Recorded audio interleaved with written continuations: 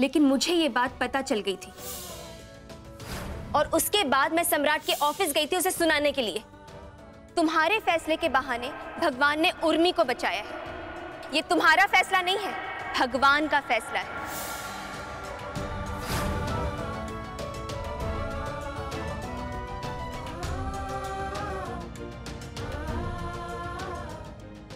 मैं ये शादी करने के लिए तैयार हूं।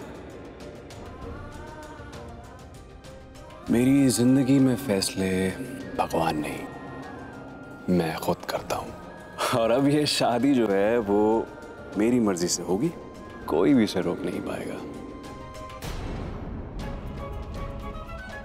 अब आप ही बताइए पापा, ऐसे लड़के के साथ उर्मी की शादी होनी चाहिए?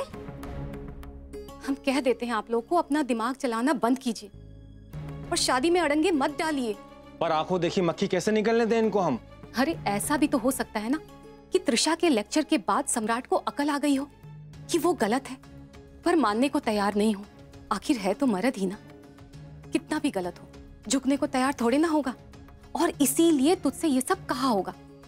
नहीं मम्मा, मुझे नहीं लगता कि उसे कुछ भी एहसास हुआ होगा। वो ये सब कुछ सिर्फ खुन्नस में कर रहा है, अपने आप को ऊपर दिखाने के लिए। त्रिशा, तुम उल्टा सीधा सोचना बंद करो। अरे ये तो शुक्र मनाओ कि सम्राट ने इस बात को ज्यादा तूल नहीं दी, वरना बवाल हो सकता था और तब शादी टूटने का सारा इल्जाम तुम्हारे पर आता और तुम्हारे साथ साथ हमें भी शर्मिंदा होना पड़ता।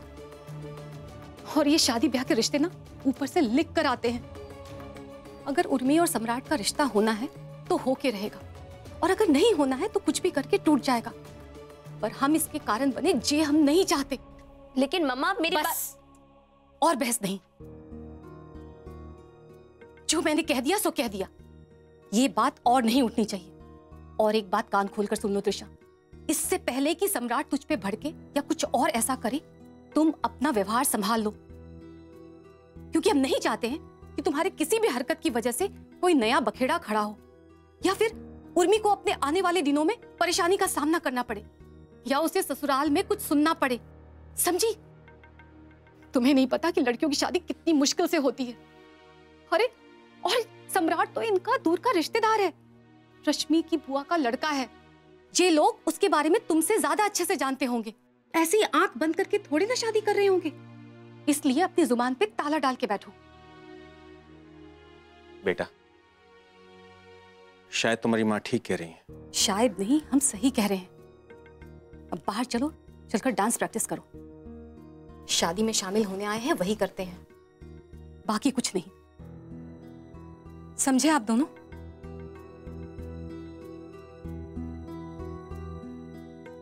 अब चलो।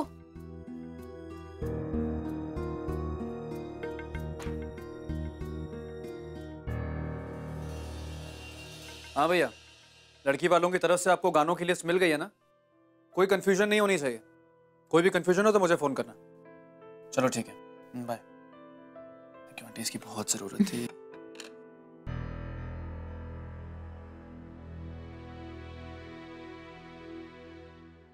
चलो बेटा।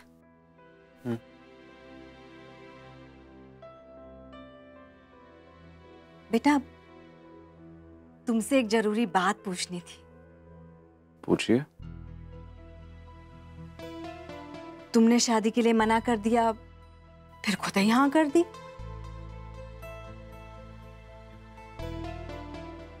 तुम कहीं किसी दबाव में जो शादी तो नहीं कर रहे हो ना?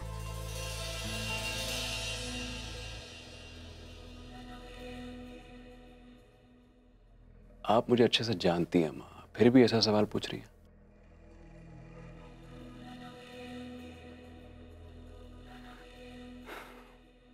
सम्राट सिंह राठौड़ किसी के दबाव में आके कुछ कर सकता है क्या? वही तो। पर फिर ऐसी कौन सी बात हो गई? हाँ, मतलब है कि उर्मी ने तुम्हें रोक आके बरगला तो नहीं लिया?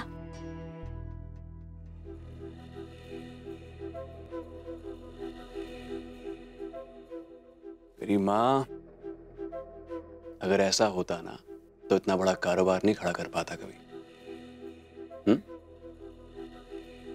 जित सही कह रहे हो बेटा, लेकिन देखो किसी भी जबरदस्ती में तुम ये शादी मत करना। क्या है कि उर्मी जैसी बहुत लड़कियां मिल जाएंगी तुम्हारे लाने। क्यों, सही कह रहे हैं ना हम?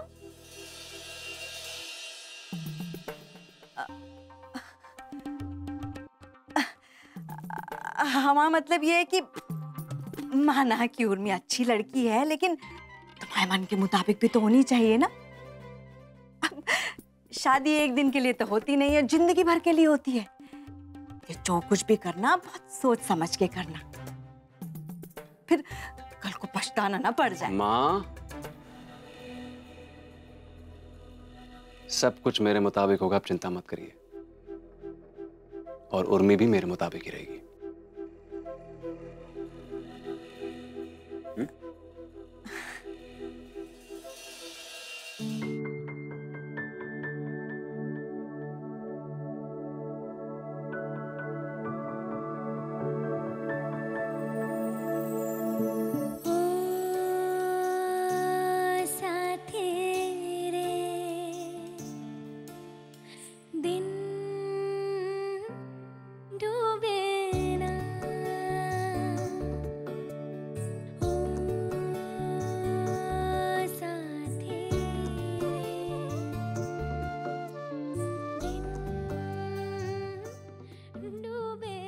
तुम्हारे हाथ सचमुच खूबसूरत है।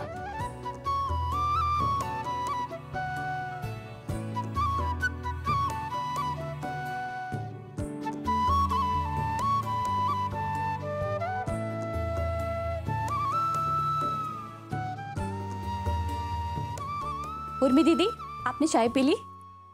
हाँ पी ली।